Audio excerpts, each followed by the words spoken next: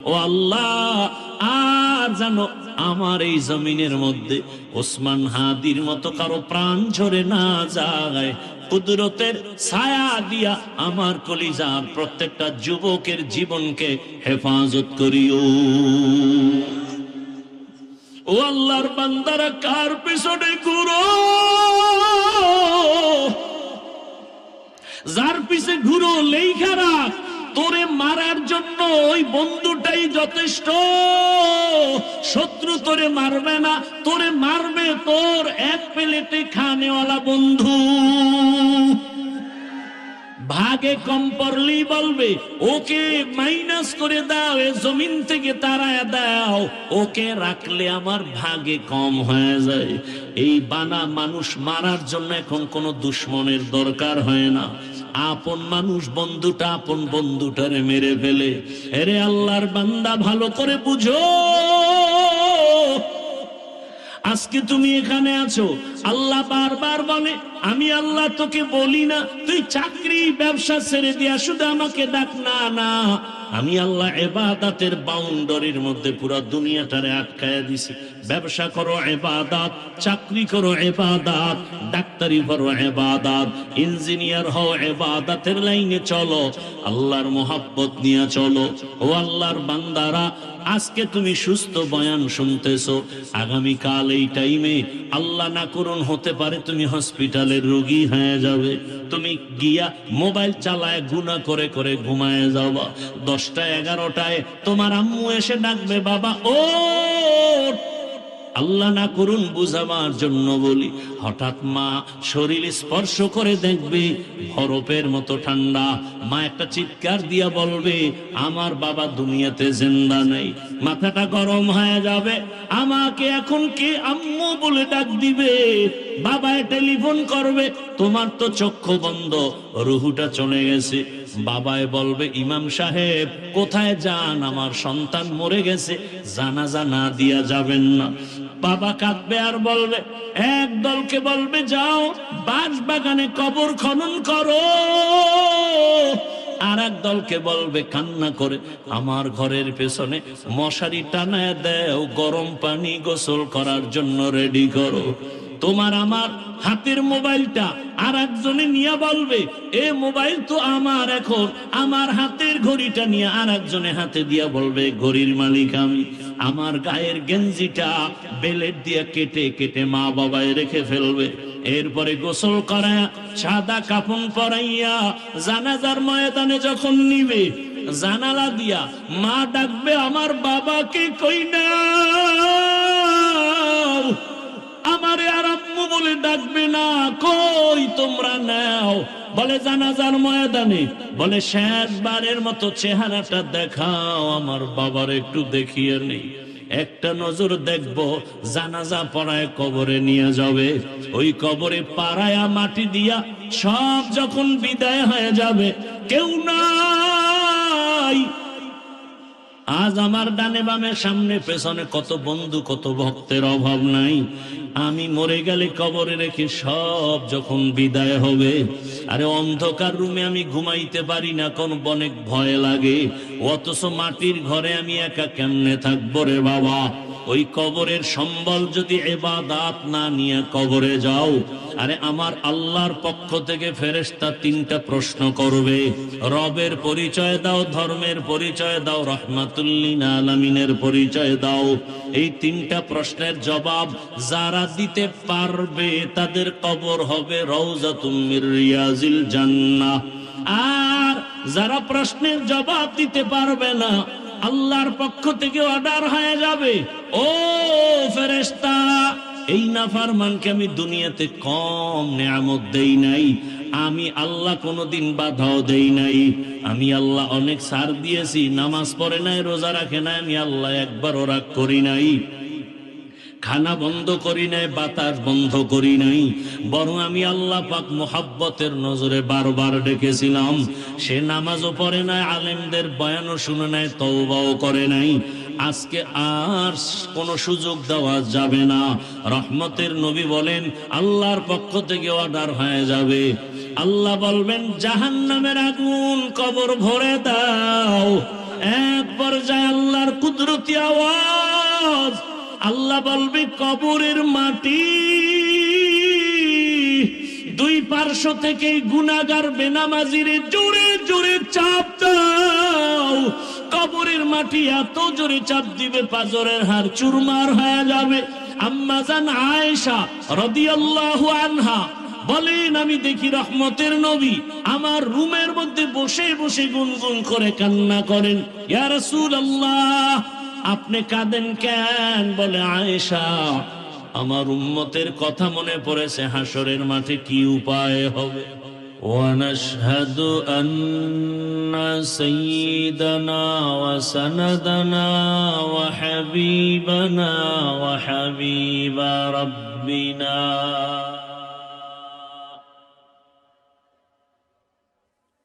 وطبيبنا وطبيب قلوبنا ومولانا محمدا عبده ورسوله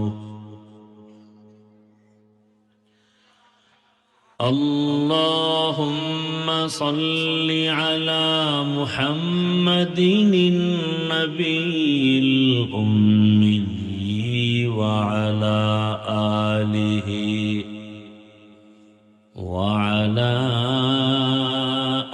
آله وسلم تسليما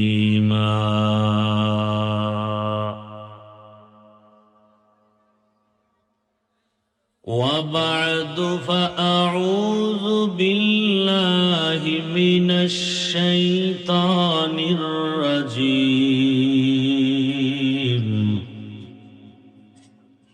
بسم الله الرحمن الرحيم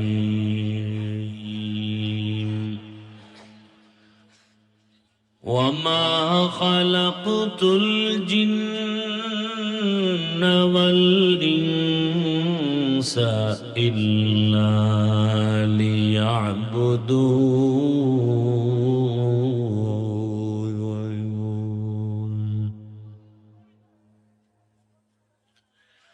وقال النبي صلى الله عليه وآله وسلم لا طاعة لمخلوق في معصية الخالق.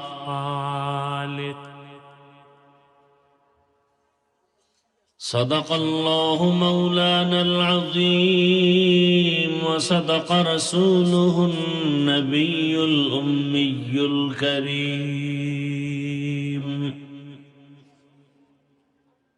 ونحن على ذلك من الشاهدين والشاكرين والذاكرين والحمد لله رب العالمين.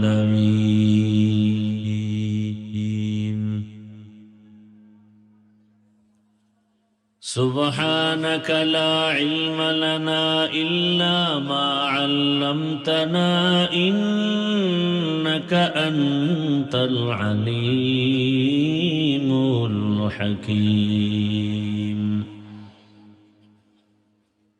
رب اشرح لي صدري ويسر لي أمري واحلل عقدة من لساني يفقه قولي.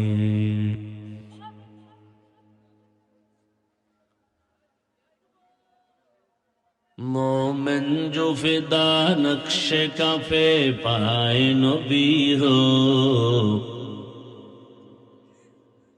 मोमिन जो फिदा नक्श कफे पाए नबी हो ज़ीर कदम आज भी आलम का खजीना, हो ज़ीर कदम आज भी आलम का खजीना.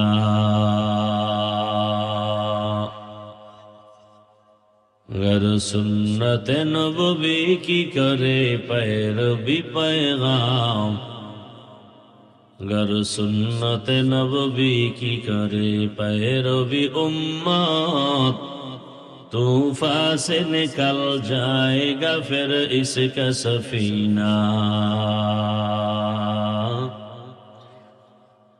तूफान से निकल जाएगा फिर इसका सफीना। आशिक हो बिरादर शाहिन शाहिद आलम, आशिक हो बिरादर शाहिन शाहिद आलम, मिश्को से जियादा मुबारक जिसका पसीना, मिश्को से जियादा मुबारक जिसका पसीना। कर दिल में तरफ हो मेरे आका का ज़ियारत, कर दिल में तरफ हो मेरे आका का ज़ियारत।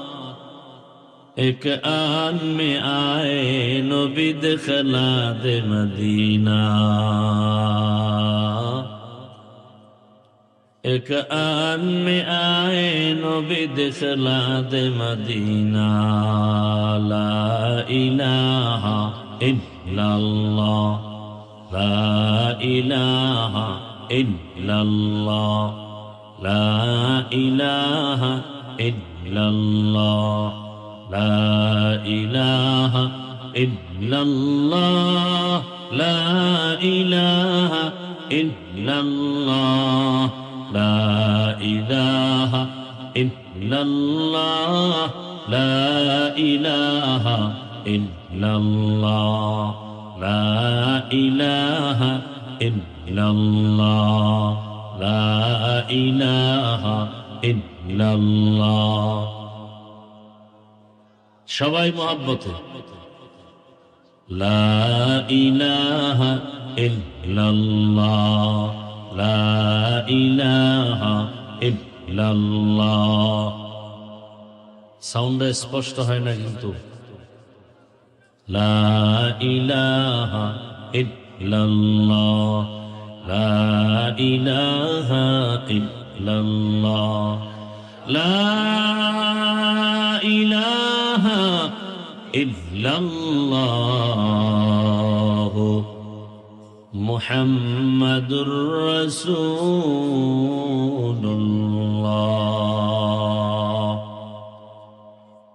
আল্লাহ পাকে মাহফিল কবুল করেন, আয়োজনকারী সহযোগিতাকারীদেরকে আল্লাহ কবুল করেন।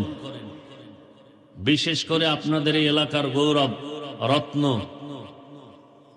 বাংলাদেশের উল্লেখযোগ্য উলামায়ে কেরামদের সাথে যার কলিজার সম্পর্ক, যার অবদান, যার অক্লান্ত পরিশ্রম এবং দিল ভাঙ্গা হাড় ভাঙ্গা মেহনতে আজকের এই বেহেশতের বাগান। আজকের এখানে অনেকজন হাফেজে কোরআনের মাথায় পাগড়ি প্রদান করা হলো। দোয়া করি আল্লাহ হাফেজে কোরআনদেরকে কবুল করেন, আল্লাহ মাদ্রাসাকে কবুল করেন। এই সুন্দর বাগানকে আল্লাহ কিয়ামত পর্যন্ত কবুল করেন। যার অক্লান্ত পরিশ্রম আর মহাব্বতে উলামায়ে কেরাম আসেন, আপনারাও আসেন। ডান বাম তাকান না। সে হাজী সাহেব, আপনাদের পরিচিত ব্যক্তি জনাব আলহাজ আব্দুস সালাম ফকির সাহেব, আল্লাহ পাক তার হায়াতে ইজ্জতে রিজিকে বেশি বেশি বরকত বাড়ায় নেন, সুস্থতার নেয়ামত দান করেন। মৃত্যু পর্যন্ত যেন দ্বীনের খেদমত করে যেতে পারেন সে তৌফিক আমার আল্লাহ তাকে দান করেন। সমস্ত পেরেশানি আর মুসিবত থেকে আল্লাহ কুদরতের দ্বারা হেফাজত করেন। আমি যে আয়াত পড়েছি, হাদিস পড়েছি, তরজমাটা বলি, তারপরে কিছু ব্যাখ্যা। তৌফিক দিবেন কে? আল্লাহ। আল্লাহ তাআলা বলেন,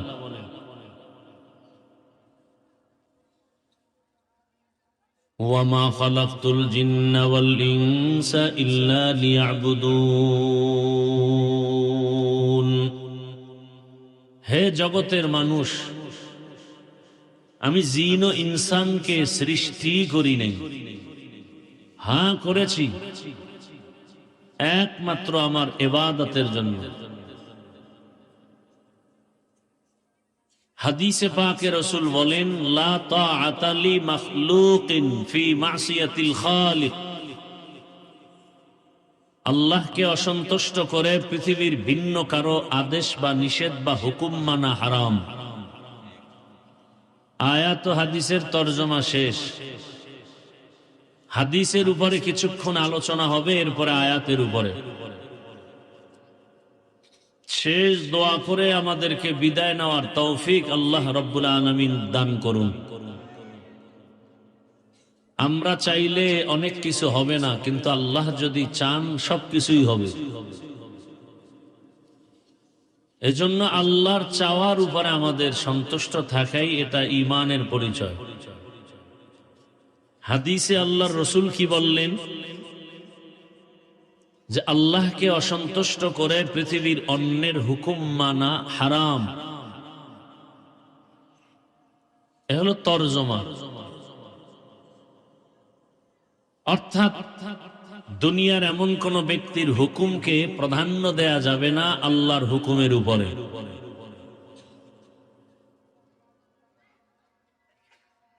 যেমন ধরে নেন, আমরা পর্দা করি না, কিন্তু পর্দা করলে আল্লাহ বেজার হবেন, ভিন্ন দিকে আমার আত্মীয় স্বজন বেজার হবে।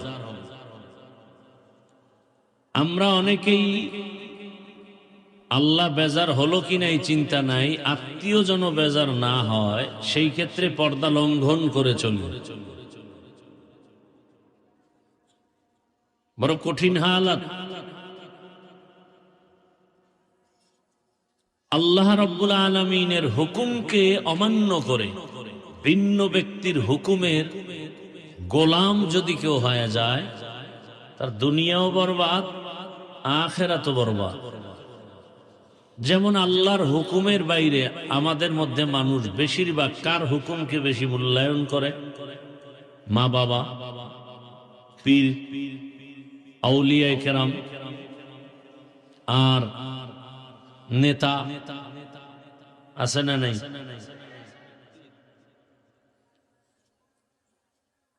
তরজমার ব্যাখ্যা কি হবে, যে আল্লাহকে অসন্তুষ্ট করে কোন মা বাবার কথাও মানা যাবে, পীরের কথাও মানা যাবে, নেতার কথা মানা যাবে, যেই কথা মানলে আল্লাহ বেজার হবেন এমন কারো কোনো হুকুম মানা যাবে। এক কথায় জবাব, দুনিয়ার সকলকেই বেজার করা সম্ভব, কিন্তু আমার আল্লাহকে অসন্তুষ্ট করা সম্ভব। কিন্তু আমরা করতেছি পদে পদে আমরা আল্লাহকে অসন্তুষ্ট করে চলতেছি, চিন্তাও করি না। এখন প্রশ্ন হলো, আল্লাহকে বেজার করা যাবে না, তার কারণ কি? আর দুনিয়ার সকলকে বেজার করা যাবে, তার বা কারণ? বলে দুনিয়া আজ আছে একদিন থাকবে, আর এই দুনিয়াতে যা আছে তাও থাকবে না। অতএব যিনি সবসময় আছেন তাকেই কাছে রাখা দরকার। আর যে আজ আছে কাল থাকবে না, তার উপরে নির্ভর হওয়ার কোনো যৌক্তিকতা নেই। এ হলো একদিক। আর এক দিক হলো, দুনিয়াতে আমি যে যাদেরকে বেজার করব, আল্লাহকে বেজার করব না। কারণ কি? দুনিয়াওয়ালারা আমাকে কিছু দেয় না, দেওয়ার কথা বলে, আবার যাও দেয় তাও খোটা দেয়, এবং যতটুকু দেয় পেছনে স্বার্থ। দুনিয়াতে খুঁজে বের করলাম, স্বাভাবিক হতো মা বাবার অন্তরে স্বার্থ নাই। আমার দেশ বাংলাদেশে তাকায় দেখলাম, সেই স্বার্থের কারণে অনেক মা অনেক বাবা সন্তানকে হত্যা করে। কি এক খবর আপনাদের নাই? এমনকি এক বাবা তার মেয়েকে হোটেলের মধ্যে নিয়ে বলে, আজকের রাতের জন্য তুমি স্ত্রীর মতো।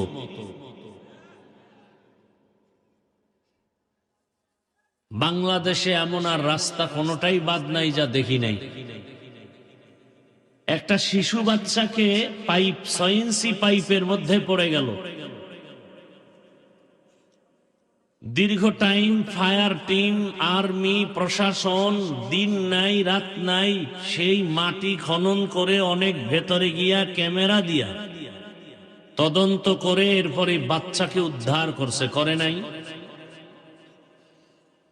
ভিন্ন দিকে ওসমান হাদি নামের কলিজার টুকরা যুবকের গুলি করা হলো দিনে দুপুরে। সেই বান্দা দুনিয়া থেকে কাল বিদায় হলো, আগামীকাল আবার জানাজা হবে। ঢাকাতে লাশ আসছে শুনলাম। এই মৃত্যুর সংবাদের আগে তেমন কোনো আওয়াজ দেনেওয়ালা। আবার স্বপ্ন দেখলাম কে জানি বলতেছেন এটা বিচ্ছিন্ন ঘটনা। একটা তাজা যুবকের গুলি করে হত্যা করবে, এটা বিচ্ছিন্ন ঘটনা। আর আপনাদের এই সাইড জানি না, একটা কুত্তা পিটায় মারছে এজন্য পুরা দেশ গরম। কথা বলার মানুষ নাই, শোনার মানুষ নাই, বিরোধিতা করা মানুষের অভাব নাই। তাহলে আমার যুবকের নিরাপত্তা কোথায়? আমার মা, আমার বোন, আমার ব্যবসায়ী, আমার চাকরিজীবী নিরাপত্তা কোথায়? স্বাধীনের পর স্বাধীন, স্বাধীনের পর স্বাধীন, রক্তের পরে রক্ত, আর কত রক্ত? এখনো কি আপনারা সতর্ক হবেন না? এখনো আপনারা ভোটের আগের রাত্রে টাকা খাওয়ার জন্য অপেক্ষায় তসবিহ গুনতেছেন। একটা মুরগি যদি আপনারা আজগরা বাজার থেকে কিনতে যান 500-1000 লাগে কিনা? একটা খাসি কিনতে 20,000 লাগে না? একটা গরু কিনতে 1 লাখ লাগে। ওদের থেকে আপনারা বনি আদম আশরাফুল মখলুকের দাম নাই। কথা বলেন। অথচ বাংলাদেশের হালাত, ভোটের আগের রাত্রে 500 টাকা দিয়া মানুষ কিনে মানুষ। আমি বলবো এরা মানুষ না, এরা মানুষরূপী পশুর থেকেও খারাপ। টাকায় বিক্রি হয় পশু, কোনো মানুষ বিক্রি হতে পারে না। যাদের ওই রাতের ভোর রাতের টাকা খাইতে মনে চায়, বাথরুমে গিয়ে 10 গ্রাম পায়খানা খাইও। আর সিরাজগঞ্জ জেলা শহরে গিয়ে হালাল সাবান দিয়া কুলি করিও, তাহলে গন্ধ থাকবে না। কিন্তু হারাম টাকা খাইলে জাহান্নামের আগুন ছাড়া পবিত্রতা অর্জন হবে না। বলে গেলাম ইমানের মহাব্বতে আমিও জান্নাতে যেতে চাই, আপনাদেরকেও জান্নাতে নেওয়ার চিন্তায় পরামর্শ দিতে আসছি। কাউকে দূরে সরাতে আসি নাই, আক্রমণ করতে আসি নাই, গালি দিতে আসি নাই, সবাইকে আপন বানাতে আসছি। আমরা একসাথে যেন আল্লাহর জান্নাতে যেতে পারি। আমি কোন দল, কোন ব্যক্তির গোলাম হয়ে বয়ানে আসি নাই। আমি সব কথা বলবো আমার আল্লাহ, আমার রসুল, আমার কোরআন, আমার হাদিস, আমার ইসলামকে ঠিক রেখে। ভিন্ন সব বিষয় আমি ছাড় দিব, চুপ থাকবো, কিন্তু আমার আল্লাহ, আমার ইসলাম, আমার কোরআন, আমার হাদিস, আমার রসুলের বিষয় উল্টা পাল্টা কোনো আওয়াজ হলে সেখানে কোনো ছাড় দেয়া হবে না। মৃত্যু তো হবেই, গরুও মরে, কুকুরও মরে, আমি মানুষ, আমার মরণটা তো ভিন্নভাবে হতে হবে। আল্লাহ হেদায়াতের দৌলত আমাদেরকে দান করেন। আমরা এখানে সব মানুষ, গোটা দুনিয়ার হিন্দু, বৌদ্ধ, খ্রিস্টান সব মানুষ, ইহুদিরা মানুষ, কিন্তু ওই মানুষ জান্নাতি মানুষ না। এই মানুষগুলোকে জান্নাতি মানুষ বানাতে হলে জান্নাতি মানুষ গড়ার ফ্যাক্টরি, ওই ফ্যাক্টরিতে যেতে হবে। জান্নাতি মানুষ গড়ার ফ্যাক্টরি এই কোরআনের মাহফিল, মাদ্রাসা, মসজিদ, উলামায়ে কেরামের ফ্যাক্টরি। তো দুনিয়ার সবাইকে বেজার করা যাবে, আল্লাহকে বেজার করা? মা বাবাকে বেজার করব কেন? বলে মা বাবাও দেখি স্বার্থের টানে আর ছেলেকে ভালোবাসে না, সন্তানও স্বার্থের আঘাতে মা বাবাকে হত্যা করে। তাহলে বোঝা গেল দুনিয়াতে স্বার্থ ছাড়া আর কেউ। আমার আল্লাহর কি স্বার্থ আছে? বরং আমার মা আমাকে যতটুকু দয়া করেছেন, বাবা করেছেন, ভাই করেছেন, আমার আল্লাহ যে দয়া করেছেন এর হাজার হাজার হাজার কোটি ভাগের এক ভাগও দয়া দুনিয়ার কেউ করে? আবার আল্লাহ দয়া করে কোনো খোটাও দেন নাই। আল্লাহর দয়ার দরজা অল টাইম খোলা, দুনিয়াওয়ালাদের দয়ার দরজা একটু খুলে বাকি টাইম বন্ধ। দিব দিব বলে আবার দেয় না, যাও দেয় খোটা দিয়া ঝাল মিটায় দেয়। আছে না নাই? আল্লাহর কোন স্বার্থ আছে? আল্লাহ কত দয়ার মালিক। আল্লাহ বলেন আমি কেমন দয়ার মালিক, আমার দরওয়াজাটা অল টাইম খুলে রেখেছি। দুনিয়ার মানুষেরা মনের মানুষকে দেয়, মনের মানুষ যদি না হয় তাকে দেয় না।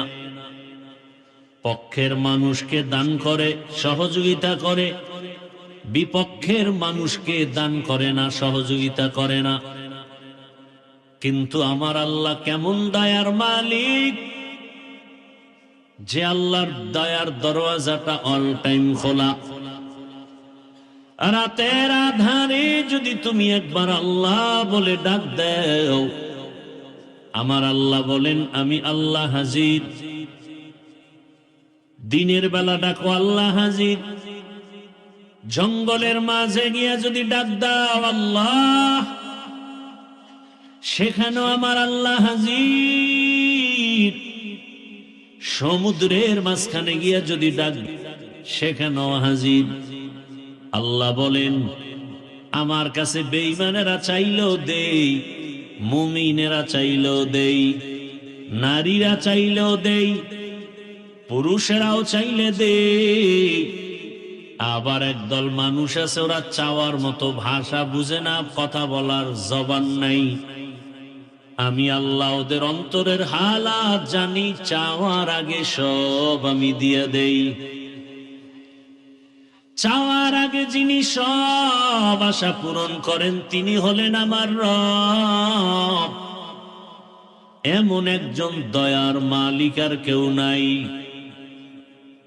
দুনিয়ার মানুষের কিছু নেওয়ার পরে যদি প্রশংসা না করি, বদনাম করি, আর দিবে না।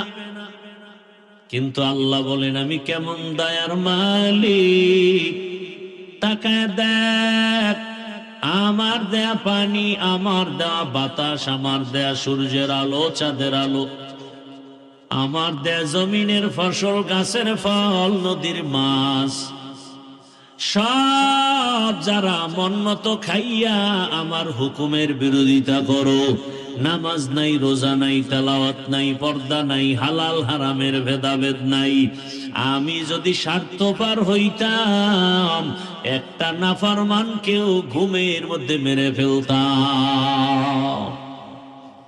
আল্লাহ মারছেন? আল্লাহ মারেন নাই। আল্লাহ মারবেন দূরের কথা, বড় আমার আল্লাহ প্রতিদিন বারবার বান্দাকে ডাকেন, হাইয়া আলাস সালাহ, হাইয়া আলাল ফালাহ। বারবার ডাকেন, আসো আমার দরওয়াজায় একটা হাজিরা দিয়া যাও। ফজরে ডাক দেওয়া হলো, তোকে পাওয়া যায় নাই। আবার জোহরে ডাক দেওয়া হলো, বেজার হই না, আবার ডাক দেওয়াইলাম মুয়াজ্জিনকে দিয়ে আসো নাই। আমি আল্লাহ রাগ না করিয়া আবার আসরে ডাক দেওয়াইলাম। আবার তোমাকে মুয়াজ্জিন আসরে ডাক দেয়, আসো, আসরেও আসো নাই। আমি আল্লাহ রাগ করি নাই। আবার ডাকা হলো মাগরিবে, আসো, তুমি মাগরিবে আসো নাই। আমি রাগ করি নাই। আমি আল্লাহ দয়ার দরজা দিয়া আবার এশার নামাজে ডাক দেওয়াইলাম। এশার নামাজেও তুমি নাই। আমি বেজার না, বরং আমি আল্লাহ এখন নিজে এতটা দয়াময়। এখন আমি আল্লাহ 5 বার ডাকাইছি মানুষ দিয়া, নবী রাসূল দিয়া, এখন আমি আল্লাহ নিজে তোমাকে ডাকার জন্য আসতেছি। আল্লাহ আসতেছেন ডাকার জন্য। এমন একটা টাইমে আল্লাহ ডাক দিবেন যেই টাইমে মাও ঘুমায়, বাবাও ঘুমায়, নদীর মাছগুলো ঘুমায় শান্ত, গাছের পাখিরা পর্যন্ত ঘুমায়, জমিনটাও নীরব, আসমান নীরব, কোনো আওয়াজ নাই। অতিও গভীর হয় রজনী যখন, নীরবে প্রভুর নাম জপিও তখন।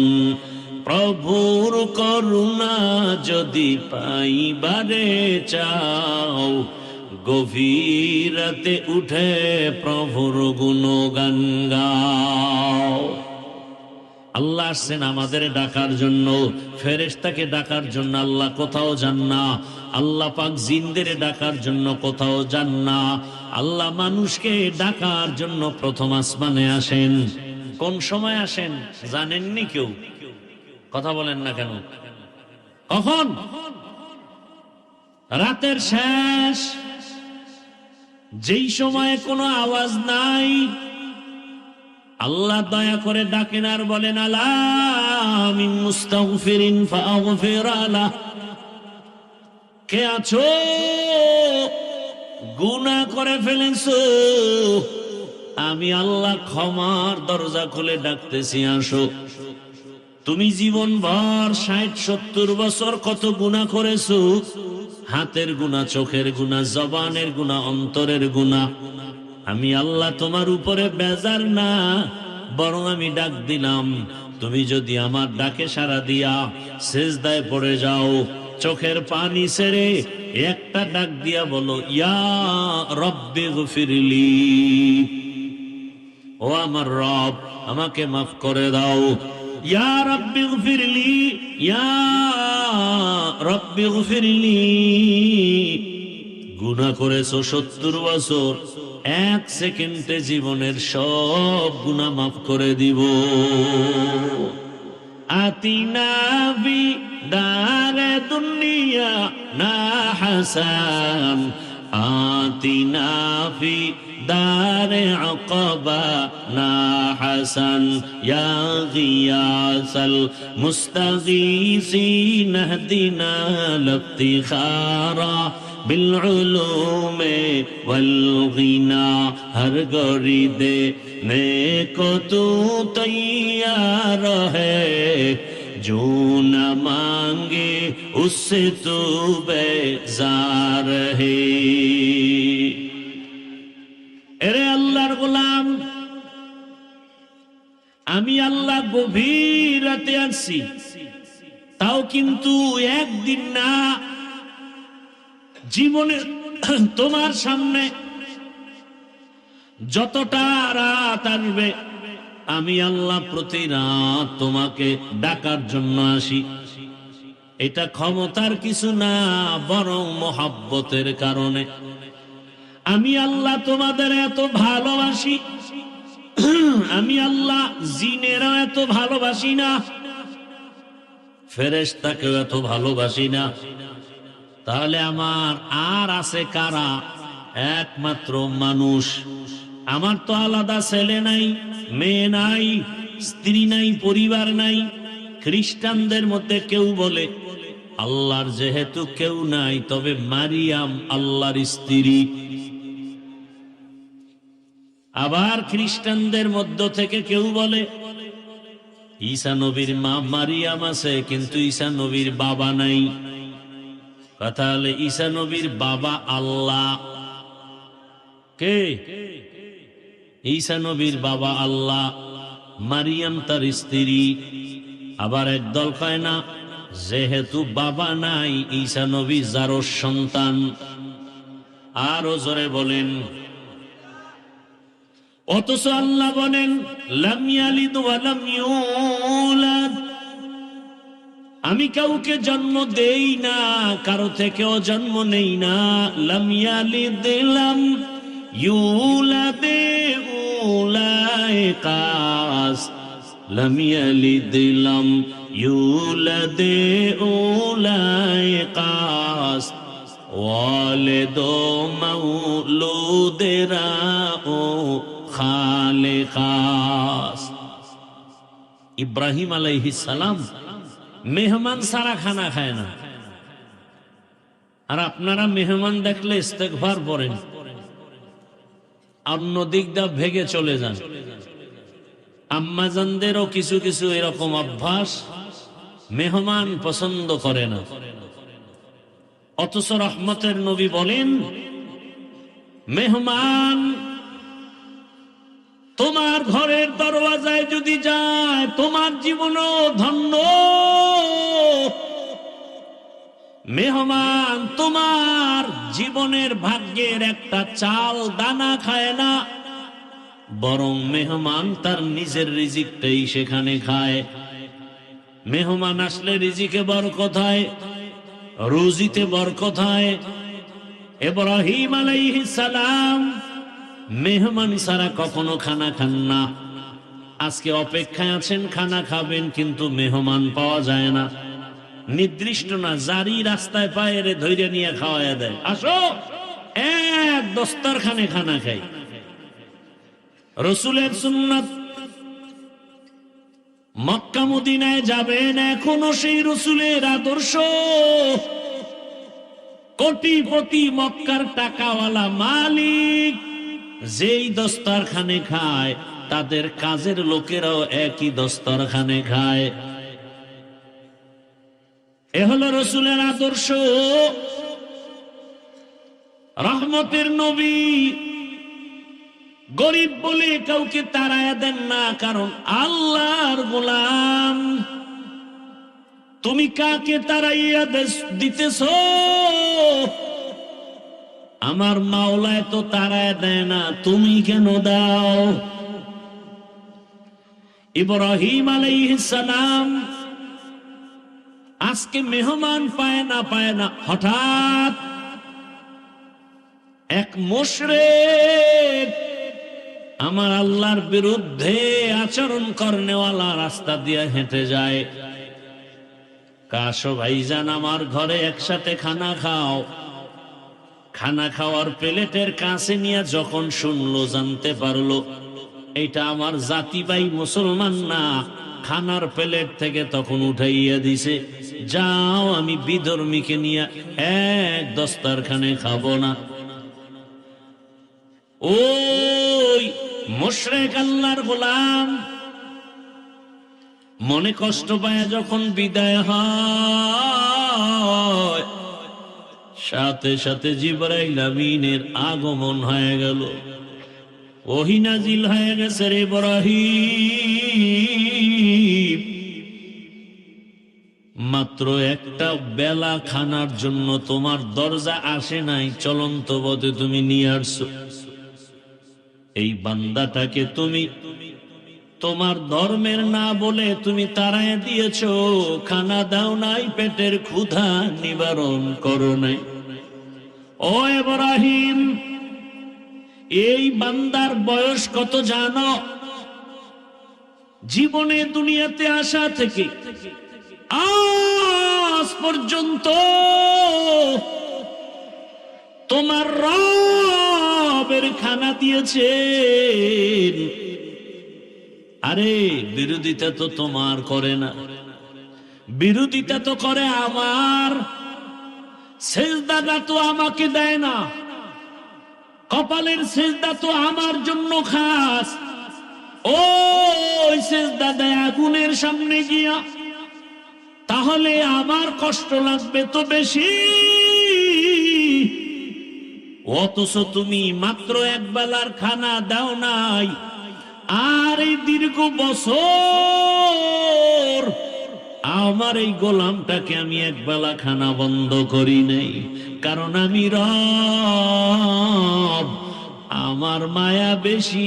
তুমি ওরে বানাও নাই, আদর করে বানাইছি আমি। আমার বানানো বান্দার উপরে আমার এত দয়া, আমার এত মায়া, আমি চাই না আমার বানানো বান্দাগুলো জাহান্নামের গভীর আগুনে যাবে, এক সেকেন্ডে জাহান্নামের গরম সহ্য করতে পারবে না। আমি আল্লাহ চাই না আমার কোন গোলাম জাহান্নামে যাবে। এ কারণে যারা বেলাইনে দৌড়ায়, আমি নবী পাঠাইয়া যুগে যুগে সতর্ক করিয়েছি, জাহান্নামের পথে যাইও না রে যুবক। এক সেকেন্ডে জাহান্নামের আযাব গরম সহ্য করতে পারবা না রে বাবা। সব নবী রাসূল এই দাওয়াতই দিলেন জাহান্নাম থেকে বাঁচো। আমার রাসূল এই দাওয়াত দিলেন যে জাহান্নাম থেকে বাঁচো।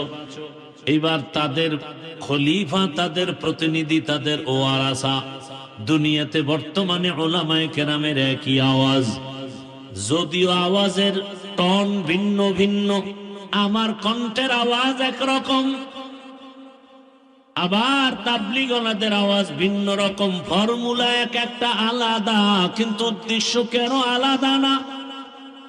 আমার পেটের ভেতরে ব্যথা, ডাক্তার দেখাবো, গেলাম সিরাজগঞ্জ বাজারে, কথার কথা, ওখানে তো হোমিওপ্যাথিক ডাক্তারও বসে আছে। যদি বলি আমার পেটের রোগ নিরাময় করেন, সে দিবে আমাকে লিকুইড পানি, বলবে 10টা ঝাঁকি দিয়ে তুমি 2 ফোঁটা 2 ফোঁটা করে খাও। ওই পেটের রোগের জন্য আমি ঘুরিয়ে যদি এমবিবিএস ডাক্তারের কাছে যাই, ওই ডাক্তার বলবে ইনজেকশন দাও, সিরাপ নাও, ট্যাবলেট ক্যাপসুল নাও। আবার কোন কবিরাজের কাছে গেলে বলবে তুমি তাবিজ নাও। আমি যেটা বুঝাতে চাই ভালো করে বুঝেন, হোমিওপ্যাথিক ডাক্তারের সিস্টেম আর ফর্মুলা আলাদা, এমবিবিএস ডাক্তারের রোগের ফর্মুলার চিকিৎসা ফর্মুলা আলাদা, কবিরাজের চিকিৎসা ফর্মুলা আলাদা, কিন্তু উদ্দেশ্য কারো আলাদা নাই। হোমিওপ্যাথিক ডাক্তারও চায় পেট ব্যথা ভালো হয়ে যাক, এমবিবিএস ডাক্তারও চায় পেট ব্যথা ভালো হয়ে যাক, কবিরাজও চায় পেট ব্যথা ভালো হয়ে যাক। ভাইরা আমার, ভালো করে বুঝো, ঈমানের লাইনে আমাদের কলবের মধ্যে রোগ আর গুনাহের ময়লা, এই রোগের চিকিৎসার জন্য একমাত্র উলামায়ে কেরাম ডাক্তার। বলে কেমন ডাক্তার? বলে ফর্মুলা এক এক রকম, এক একজনের। তাবলীগওয়ালাদের ফর্মুলা ভিন্ন, পীর সাহেব যারা মানুষের কলবের চিকিৎসা করে তাদের ফর্মুলা আর এক রকম, বক্তাদের ফর্মুলা, মাদ্রাসাওয়ালাদের ফর্মুলা আর এক রকম। ভিন্ন ভিন্ন ভিন্ন ভিন্ন ফর্মুলা হলেও কোনো টেনশন নাই, সবার উদ্দেশ্য এক, মানুষ যেন গুনাহ ছেড়ে আল্লাহওয়ালা হয়ে যায়। তো কো যা সুন্নতে আহমদ কো যা, বা মুহাম্মদ কে বুয়াদ নিসবত তোরা, মান আহাব্বা সুন্নতি কৌলে রসূল, মজদায়ে কা নামাই হাম কুন কবুল। আমার আল্লাহ তাআলা বলেন, আমি চাই না কেউ জাহান্নামে যাবে, কারণ এক সেকেন্ডের গরম সহ্য করতে পারো না, সেই পাওয়ার নাই, কারণ আমি তোরে বানাইছি দুর্বল করে। ওয়া খুলিকাল ইনসানু যায়ীফা, মানুষের মতো দুর্বল কোন প্রাণী আমি সৃষ্টি করি নাই। মানুষ এতটাই দুর্বল, একটা মশার কাছে দুর্বল, একটা পিপিলিকার কাছেও আমরা দুর্বল, কিন্তু মর্যাদা দুর্বল না, মর্যাদা বাড়ায় দিছেন সবার উপরে। দুনিয়াতে যত প্রাণী আছে সবার থেকে মানুষের মর্যাদা বেশি। ওয়ালাকাদ কাররামনা বানি আদম ওয়া হামালনাহুম ফিল বাররি ওয়াল বাহরি ওয়া রাযাকনাহুম মিনাত তাইয়্যিবাত ওয়া ফাদ্দালনাহুম আলা কাসীরিম মিম্মান খালাকনা তাফদীলা। বনি আদম বড় দামি, কয় কেন? কয় এগো মেধা বেশি। কয় মিথ্যা কথা। বনি আদম বড় দামি কেন? বলে এরা খেতে পারে বেশি। বলে মিথ্যা কথা। বনি আদম বড় দামি বলে কেন? এদের শক্তি বেশি। বলে মিথ্যা কথা। দুনিয়াতে সব শক্তিওয়ালাদের থেকে মানুষের শক্তি দুর্বল। দুনিয়ার সব মেধা সম্পন্ন প্রাণী থেকে মানুষের মেধা দুর্বল। দুনিয়াতে খানেওয়ালা প্রাণীর থেকে মানুষের খানার অবস্থা বড় দুর্বল। কি? মহাসমুদ্রে বড় বড় নীল তিমি আছে। এক একটা নীল তিমির প্রতিদিনের খাদ্য তালিকা 1000 কেজি চিংড়ি মাছ। কে খাওয়ায়? কে খাওয়ায়? ভাইরা আমার, জমিনের মধ্যে একটা বড় পাহাড়, কোহে কাফ, ওই পর্বতে একটা প্রাণী বসবাস করত, সিমুর্গ। ওই প্রাণীটার প্রতিদিন খাদ্য হলো 40টা মোটা তাজা হাতি। সুবহানাল্লাহ। না সারাদিন বিড়ি টানলে আইব কেমন? হ্যাঁ, এক একজনের চেহারার থেকে কি নূরের আলো বিচ্ছুরিত হচ্ছে বিড়ি টানার ধাক্কায়। আল্লাহ হেদায়াত দান করুন। খুব খুশি লাগছে না? একটু বিড়ির প্রশংসা করছি, তাই তো? হ্যাঁ, বিড়ি টানেন যারা, বিড়ি টানেন, আপনাকে ঠোঁটগুলো খুব লাল। কি? তোমাদের কলিজা এর থেকে আরো শতগুণ কালো। তোমার চরিত্র আরো কালো। পৃথিবীতে যদি কোনো ফাও আকাম থাকে, কিছু আকাম আছে, লাভ আছে। যেমন মদ পান করা একটা আকাম, কিন্তু এটাই লাভ আছে। খাইলেই শরীরে এনার্জি বাড়ে, লঙ্গি খুইলেই বউরে মা কয়া ডাক দেয়। আছে না নাই? বলে গোটা দেশের মালিক এখন আমি।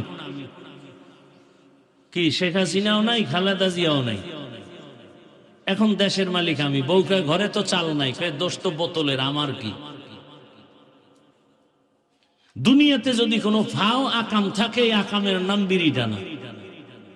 এই বিড়ি টানলে কোনো লাভ আছে? যদি কেউ বলো যে হ্যাঁ চেহারা সুন্দর হয়, শক্তি বাড়ে, খোদার কসম আমি বিড়ি টানব। আল্লাহ হেদায়াত দান করুন। খুব ভালো কাজ করতেছেন যারা করেন না। না তা হাসি আসে কেন? আমি কি হাসির জন্য বলছি? করতেছেন আকাম, আবার হাসতেছেন। লজ্জা থাকলে তো মাথা নত হওয়া উচিত। ওয়াজের প্যান্ডেলের বাইরে ঘুরে আর বিড়ি টানে। আবার মোনাজাত হবে, আবার বিড়ি। বউ কইব কি? মোনাজাতে বিড়ি কবুল হয়ে গেছে। কেউ আবার আসে ওয়াজের পরে বেলুন কিনে বাড়ি যায়, প্লাস্টিকের মাছ কিনে বাড়ি যায়। বউ জিগাইলে বলবে মোনাজাতে বেলুন আর মাছ কবুল হয়ে গেছে। হেদায়াত কপালে কবুল হয় নাই। আল্লাহ হেদায়াত দান করুন। জিন্দেগি মে বন্দগি তু করনা হে, जिंदगी में बंदगी तू करना है, जिंदगी बे बंदगी शर्मिंदा है, जिंदगी बे बंदगी शर्मिंदा है। খারাপ লাগতেছে আপনাদের? মাওলার কাছে কত ভালো লাগে তা জানেন? আল্লাহর তো ছেলে মেয়ে নাই, আল্লাহর তো আদরের আমরা। এই সুন্দর বাগান দেখা হাদিস রসুলের এত সুন্দর এক মজলিস আল্লাহ পাক আরশে আজিমের মধ্যে ফেরেশতা দিয়ে মজলিস করতেছেন। সেই আরশে আজিমের মজলিসের বক্তা আমার আল্লাহ, শ্রোতা সব কি? কথা বলে না, ফেরেশতা। বয়ানের বিষয় কি? আমগে এই প্যান্ডেলে আমরা আসছি কেন? আমাদের প্রশংসার বয়ান চলতেছে। শেষমেশ আল্লাহ বলে দেন, ফেরেশতারা সাক্ষী থাক, ওই প্যান্ডেলে যারা বসছে এদের জীবনের সব গুনাহ মাফ। यहाँ हम सब मुसाफिर दिल ना लगा, अहले दिल की नजर से रूह करता जा, शाह दौलत सब फकीर गर नेक नेहे, शाह दौलत सब फकीर गर नेक नेहे, जिंदगी में बंदगी तू कर नहे, जिंदगी बे बंदगी शर्मिंदा है, जिंदगी बे बंदगी शर्मिंदा है, जिंदगी में बंदगी कौन बंदगी, बंदगी बे जिंदगी शर्मिंदगी। এরে আমার কলিজার যুবক বাবারা, বৃদ্ধ বাবাজি, পর্দার আড়ালের মা বোনেরা, আল্লাহ পাক আমাদের এত আদর করে বানাইছেন, মানুষের মতো দামি কোনো প্রাণী বানান নাই।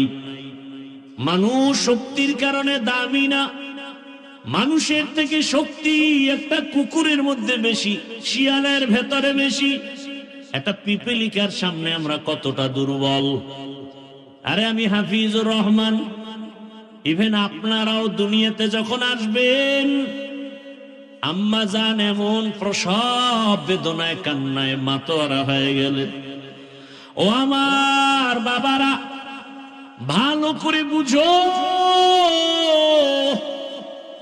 আমার আম্মা জানের কণ্ঠের আওয়াজ এত ছোট, কারণ আমার আল্লাহর ভয়। নারীদের শরীরটা ঢেকে রাখা যেমন ফরজ, তাদের কণ্ঠের আওয়াজটাকে বেগানার থেকে আটকায় রাখা ফরজ।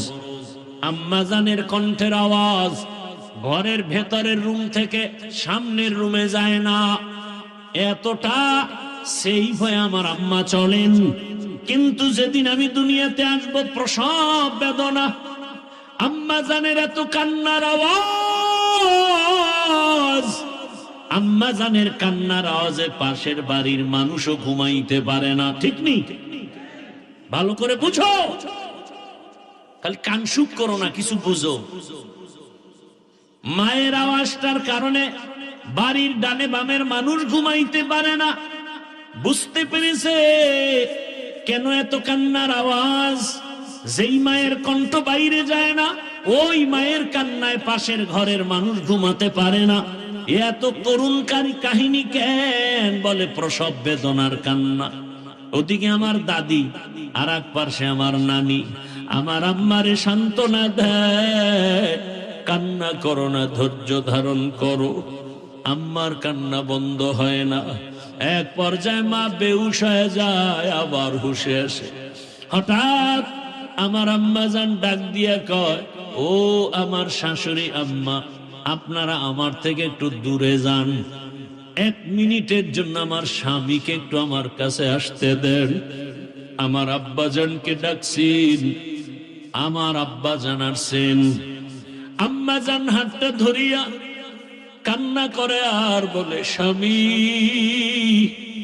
বাবার কত মায়া কত মমতা ত্যাগ করে তোমার ঘরে আসছি, তোমার মন ভরে খেদমত করতে পারি নাই, তোমার সংসারটা সুন্দরভাবে ধরে রাখতে পারি নাই।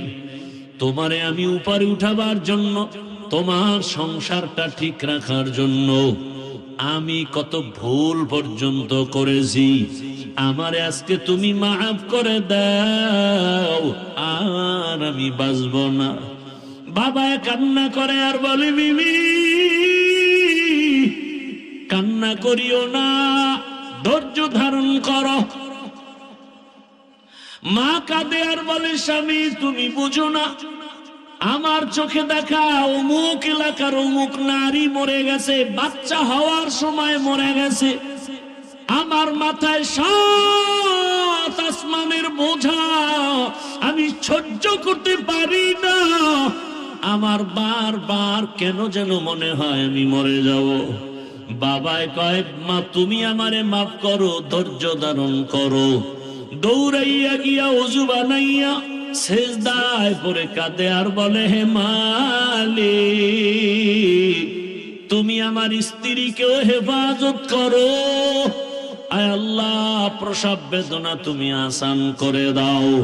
ও সন্তানেরা, জানো না, এই কারণেই তো আমার রহমতের নবী বাবা মায়ের ক্ষেত্রে মায়ের কথাটা 3 বার নিয়ে আসছেন। মায়ের কত কষ্ট রে বাবা, এত কষ্ট, ঋণ চামড়া খুলে যদি জুতা বানায় দাও কোনদিন তার ঋণ আদায় হবে না। এমন কষ্ট মা করেছেন। ও আল্লাহর বান্দারা, আমরা এতটা দুর্বল, অথচ একটা বকরি ছাগলের বাচ্চা যখন আসে, ডানে বামে কোনো সহযোগিতাকারী আসেনি, কেউ নাই। বাচ্চা দুনিয়াতে আইসা নিজে নিজে 4 পায়ে বাচ্চা দাঁড়ায় গেছে। মায়ের দুধ কোথায় খুঁজা খুঁজা বের করছে। মায়ের দুধের ওলানটা শক্ত, কোনো ঔষধ আনার প্রয়োজন মনে করে নাই। মাথার কপালের অগ্রভাগ দিয়া ওলানের উপরে জোরে জোরে ধাক্কা দিয়েছে, তো ওলানটা নরম হয়েছে। জিহ্বা নাড়া লাগানো মাত্র দুধ বাচ্চার পেটে চলে আসছে। আর আমরা কত দুর্বল, দুনিয়াতে আসা মাত্র মা চক্ষু বন্ধ বেউস। আমার দাদি আর নানি কয়ে, তাকায় দেখ ফুটন্ত গোলাপ। মায়ের এত কষ্ট,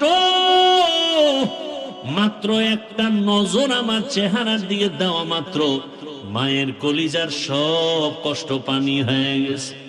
জীবনের মূল কষ্ট মায়ের, প্রসব বেদনা।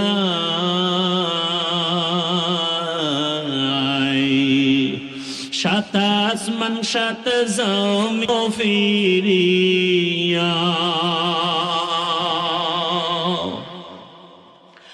আমি যখন ছিলাম আমার মায়ের উদরে,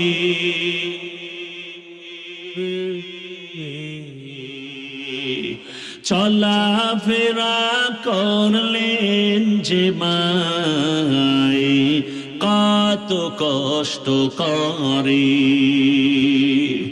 আমি যখন ছিলাম আমার মায়ের উদরে,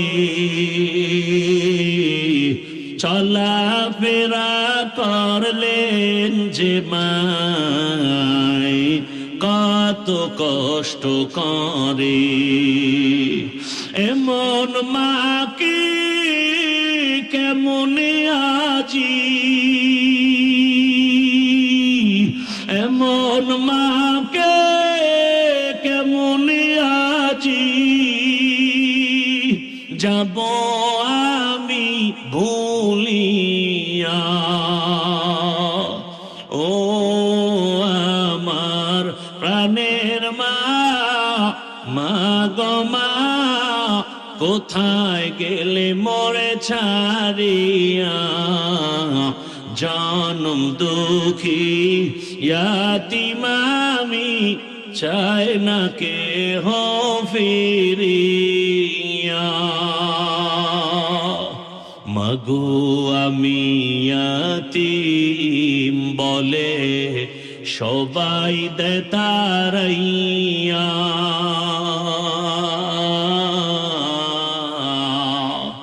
দুঃখের সাথে দিন কাটাই মা, পেটে ক্ষুধা নিয়া। মাগো আমি ইয়াতীম বলে সবাই দেয় তাড়াইয়া।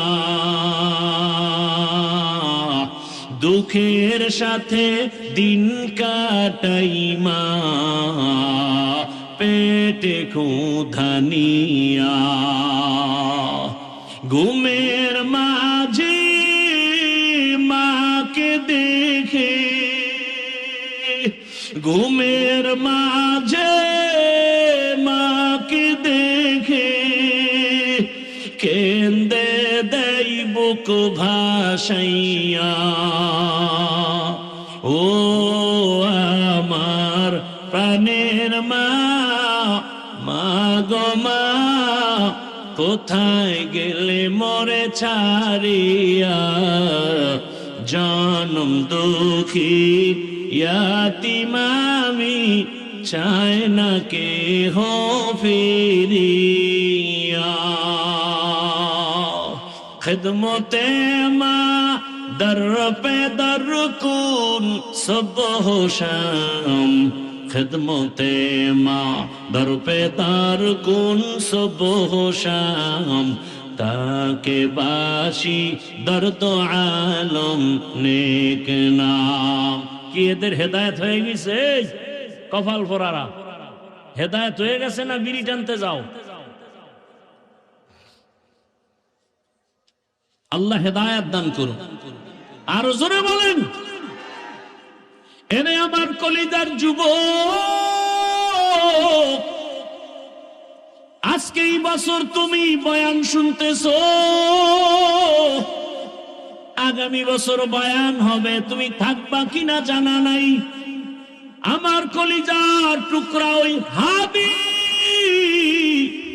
কত স্বপ্ন নিয়া ময়দানে আওয়াজ, কিন্তু অকাতরে চলে গেল। কেউ ভাবেও নাই সন্তানটারে নাকি হাতের মধ্যে নিয়ে বলেছিল, আমি যদি মরে যাই আমার সন্তানটাকে দেখে শুনে রাখিও। আজও কলিজা ভরে দোয়া করেছি, এমন একটা মোনাজাত নাই যেখানে আমি যুবকের জন্য কলিজা ভরে দোয়া করি না। ও আল্লাহ, আর জানো আমার এই জমিনের মধ্যে ওসমান হাদির মতো কারো প্রাণ ঝরে না যায়। কুদরতের ছায়া দিয়া আমার কলিজার প্রত্যেকটা যুবকের জীবনকে হেফাজত করিও। এরে আমার কলিজার বাবারা, আমার আল্লাহকে বেজার করা যাবে না কেন? সেই প্রশ্নের জবাবে আমি এতক্ষণ হাদিসের আলোচনায় আছি।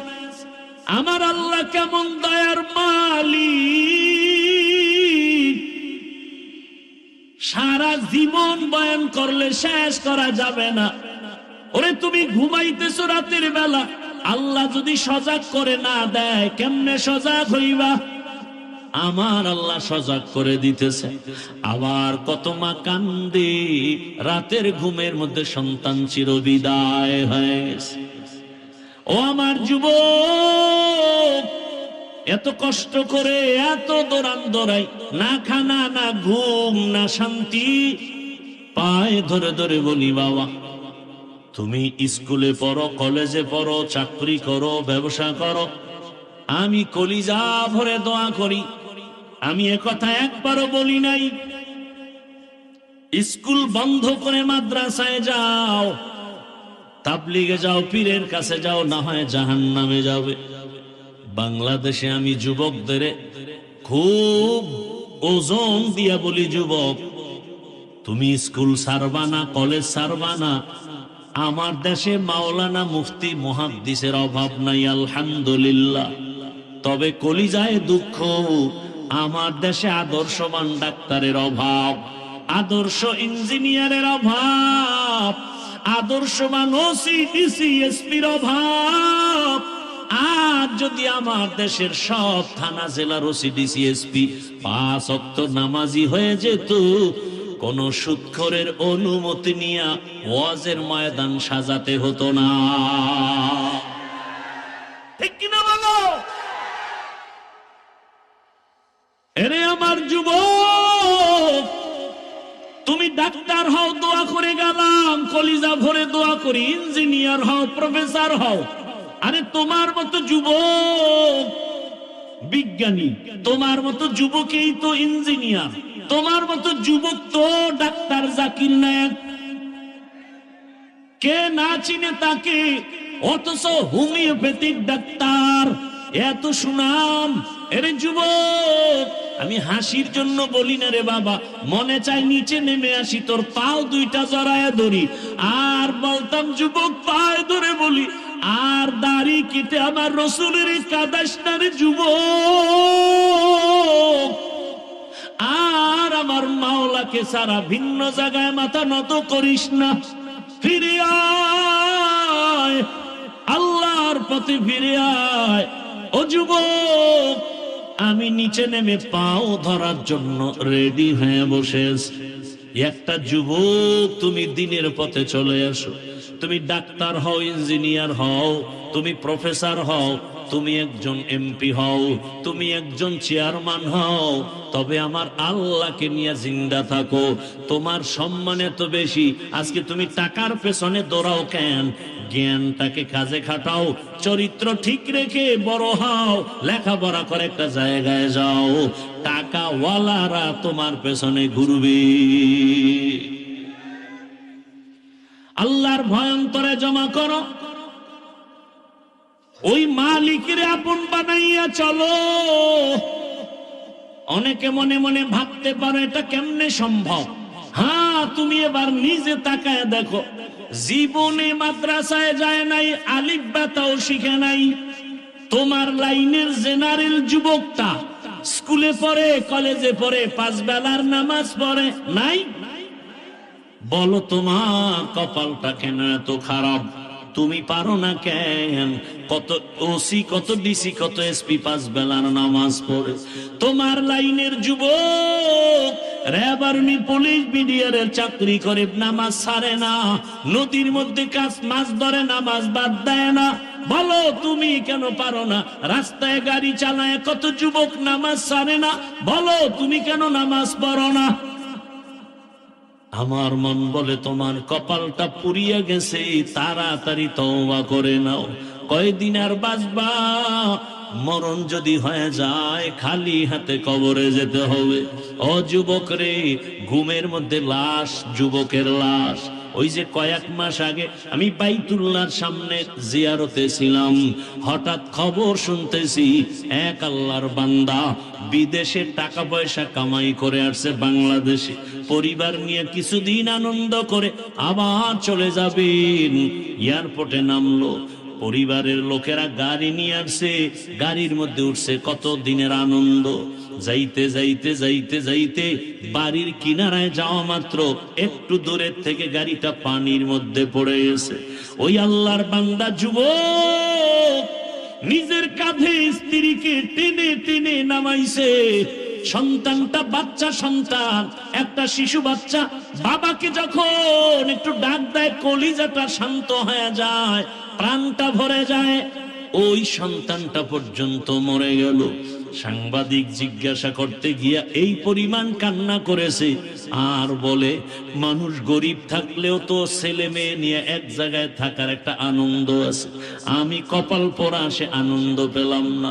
টাকার জন্য বিদেশ গেলাম, সেখান থেকে আজ আমি টাকা স্বর্ণের অলংকার নিয়ে আসছি আমার বিবির জন্য, আমার সন্তানের জন্য। আজ আমার কপাল কেন এত খারাপ?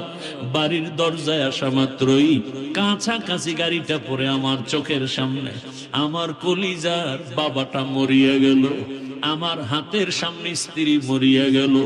আমি এখন কোন ঘরে যাব? ঘরের বাতি দেনেওয়ালা নাই, আমাকে বাবা বলে ডাক দিয়া সান্ত্বনা দেওয়ার বাচ্চাটাও নাই। ও আল্লাহর বান্দারা, কার পেছনে ঘুরো?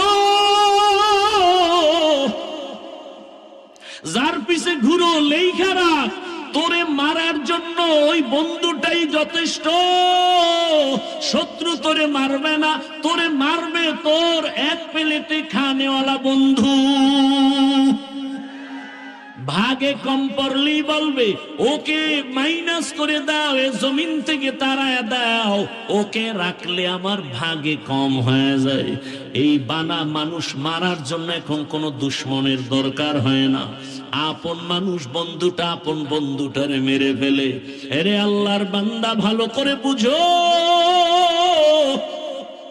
আজকে তুমি এখানে আছো, আল্লাহ বারবার বলে আমি আল্লাহ তোকে বলি না তুই চাকরি ব্যবসা ছেড়ে দিয়া শুধু আমাকে ডাক। না না, আমি আল্লাহ ইবাদতের বাউন্ডারির মধ্যে পুরো দুনিয়াটারে আটকায়া দিছি।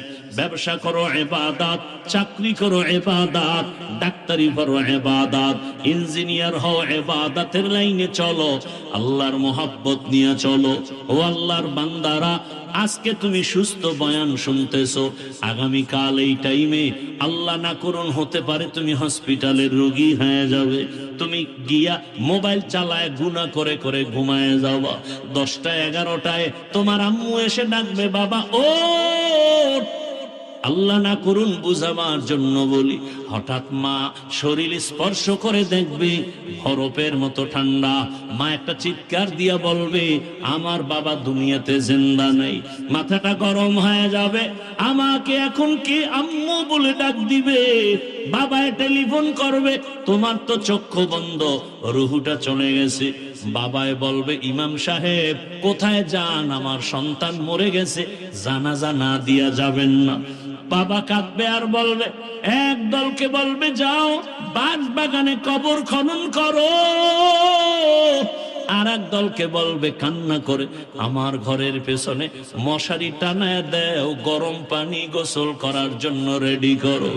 তোমার আমার হাতের মোবাইলটা আর একজনে নিয়ে বলবে, এ মোবাইল তো আমার, এখন আমার হাতের ঘড়িটা নিয়ে আর একজনে হাতে দিয়া বলবে, ঘড়ির মালিক আমি। আমার গায়ের গেঞ্জিটা বেলেট দিয়ে কেটে কেটে মা বাবায় রেখে ফেলবে। এরপরে গোসল করায়া সাদা কাফন পরাইয়া জানাজার ময়দানে যখন নিবে, জানালা দিয়া মা ডাকবে, আমার বাবাকে কই না, আমারে আর আম্মু বলে ডাকবে না, কই তোমরা নাও। বলে জানাজার ময়দানে, বলে শেষবারের মতো চেহারাটা দেখাও, আমার বাবার একটু দেখিয়ে নেই, একটা নজর দেখবো। জানাজা পড়ায় কবরে নিয়ে যাবে, ওই কবরে পাড়ায়া মাটি দিয়া সব যখন বিদায় হয়ে যাবে, কেউ নাই। আজ আমার ডানে বামে সামনে পেছনে কত বন্ধু কত ভক্তের অভাব নাই। আমি মরে গেলে কবরে রেখে সব যখন বিদায় হবে, আরে অন্ধকার রুমে আমি ঘুমাইতে পারি না, কোন অনেক ভয় লাগে, অথচ মাটির ঘরে আমি একা কেমনে থাকবো রে বাবা। ওই কবরের সম্বল যদি ইবাদত না নিয়ে কবরে যাও, আরে আমার আল্লাহর পক্ষ থেকে ফেরেশতা 3টা প্রশ্ন করবে, রবের পরিচয় দাও, ধর্মের পরিচয় দাও, রাহমাতুল লিল আলামিনের পরিচয় দাও। এই 3টা প্রশ্নের জবাব যারা দিতে পারবে তাদের কবর হবে রওজাতুম মির রিয়াজিল জান্নাহ।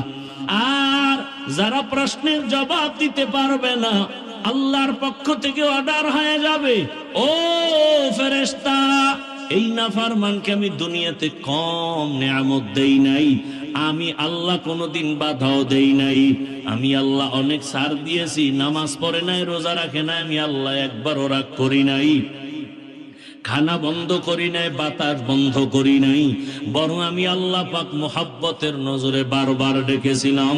সে নামাজও পড়ে নাই, আলেমদের বয়ানও শুনে নাই, তওবাও করে নাই। আজকে আর কোনো সুযোগ দেওয়া যাবে না।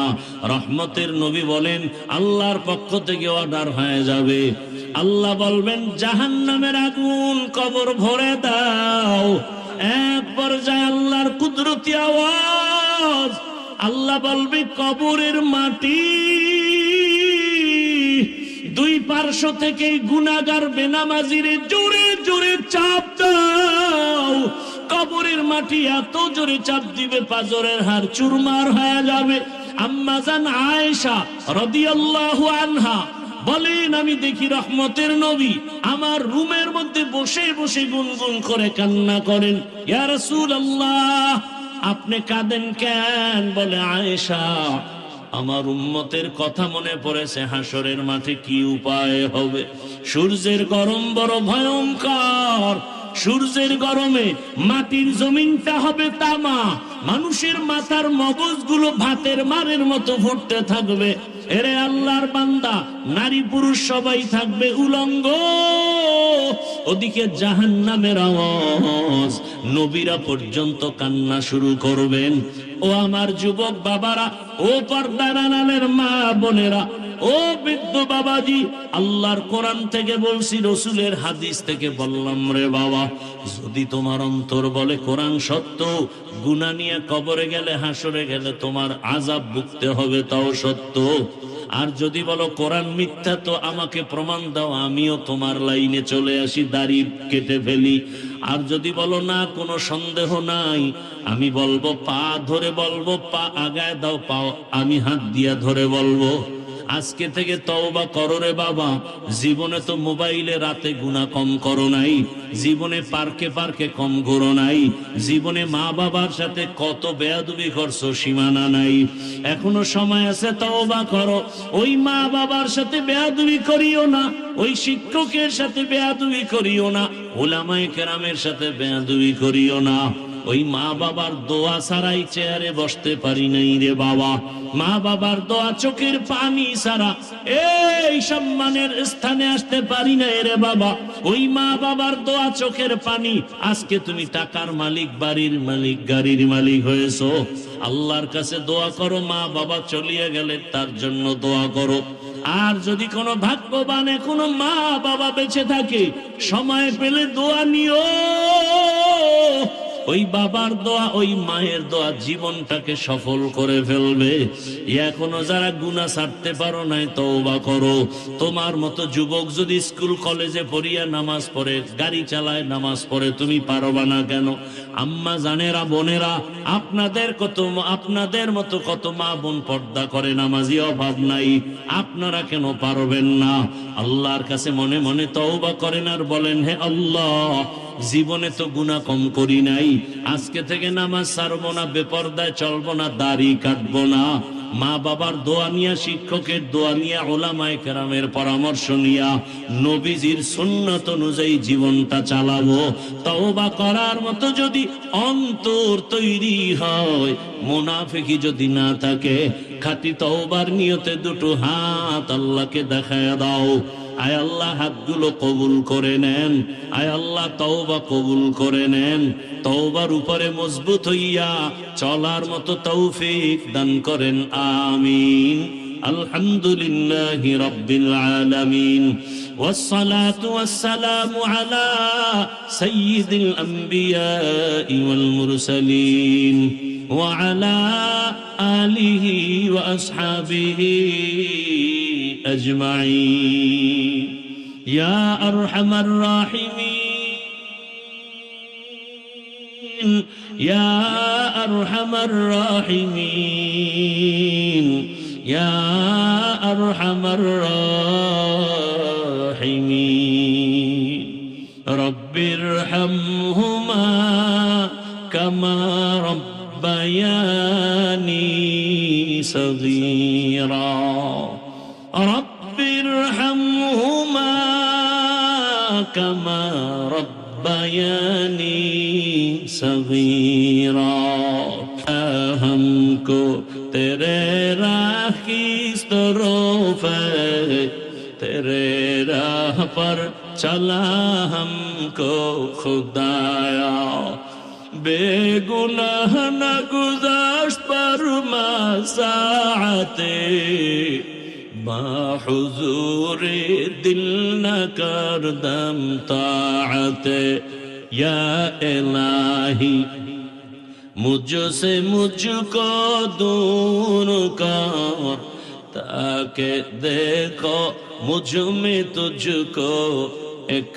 नज़र अल्लाहुम्मा इन्नका अफ़ुव्वुन करीम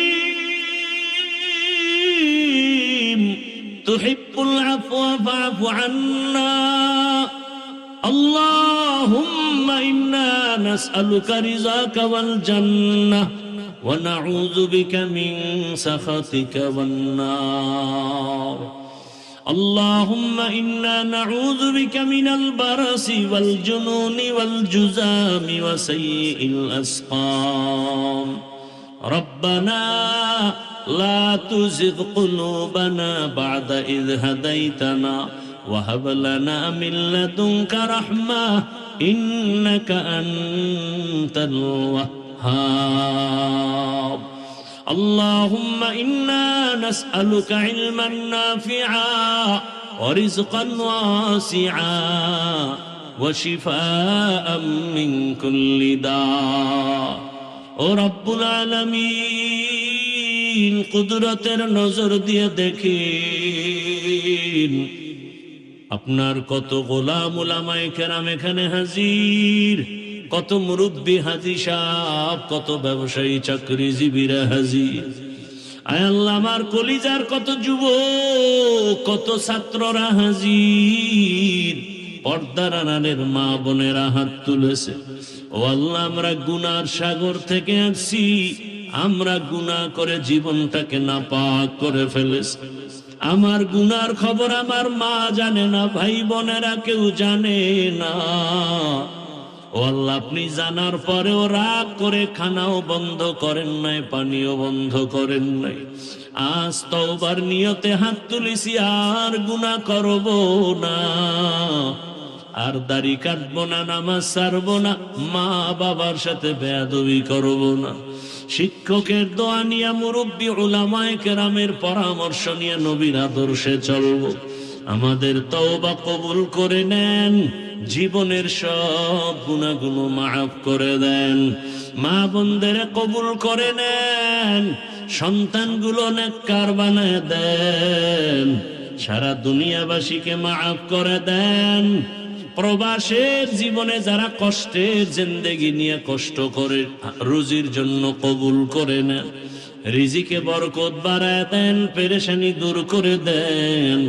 আমার দেশ ইসলামের জন্য কবুল করে নেন, শান্তির দেশ বানায় দেন, জালেমদের জুলুম থেকে হেফাজত করেন, চলার পথে হেফাজত করেন। আয় আল্লাহ যারা ব্যবসা করে, চাকরি করে, কুদরতের দ্বারা বরকত বাড়ায় দেন। আয় আল্লাহ মাদ্রাসা কবুল করে নেন, আয় আল্লাহ মাহফিল কবুল করে নেন, আয় আল্লাহ এলাকায় শান্তি দান করেন, মা বোনদের আবেদা পর্দাওয়ালা বানায় দেন, সন্তানগুলো নেককার বানায় দেন। আয় আল্লাহ আমার কলিজার প্রত্যেক যুবকের দিনের খাদেম বানায় দেন। আয় আল্লাহ উসমান হাদিকে শাহাদাতের মর্যাদা দান করেন। আমার দেশের প্রত্যেকটা যুবক কুদরতের হাতে হেফাজতের ব্যবস্থা করে দেন। আয় আল্লাহ মুরব্বী ব্যবসায়ী চাকরিজীবী মা বোনদের নিরাপত্তার ব্যবস্থা করে দেন। আয় আল্লাহ আমাদের জানমাল আহাল পরিবার হেফাজত করেন। আয় আল্লাহ মাদ্রাসা মসজিদ গুলো কবুল করে নেন, উলামায়ে কেরাম মাশায়েখদের এক বানায় দেন, হিংসা দূর করে মুহাব্বত বাড়ায় দেন। আয় আল্লাহ পরস্পরে ইখলাস ও তাকওয়া দান করেন।